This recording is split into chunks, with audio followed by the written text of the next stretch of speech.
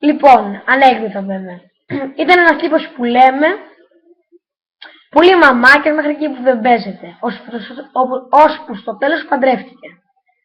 Γυρνάει από το γραφείο του, βλέπει τη γυναίκα του να μαγειρεύει. Έτσι λέει: ρε γυναίκα, ωραίο το φαγητό σου. Λέει: μαμά μου όταν μαγειρεύει, είναι λες και είναι πρωταθλήτρια στο Masterchef. Η γυναίκα δεν λέει τίποτα.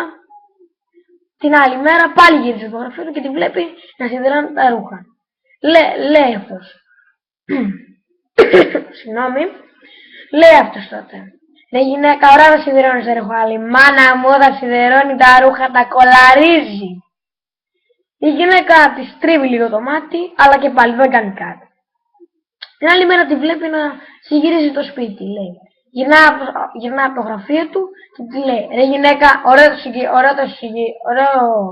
το συγυρίζει το σπίτι, αλλά η μάνα μου όταν συγυρίζει το σπίτι το στολίζει κιόλας. Η γυναίκα τώρα λέει: άμα ρε, θα σου δείξω εγώ τώρα, θα μου πεις εμένα, 3 φορές σε περίμενα, θα σου δείξω εγώ. Και με το δίκιο της βέβαια, φώναζε: θα σου δείξω εγώ ρε. Πήγε λοιπόν σε ένα μαγαζί και πήρε τα πιο σεξι πρόστιχα ρούχα. Πήρε σαρτιέρες από πάνω, από κάτω, μπουρ, μπλα μπλα. Γυρνάει ο τύπος από το γραφείο του, βλέπει κλειστά τα φώτα και λέει: ρε γυναίκα που είσαι, είναι όλα κλειστά.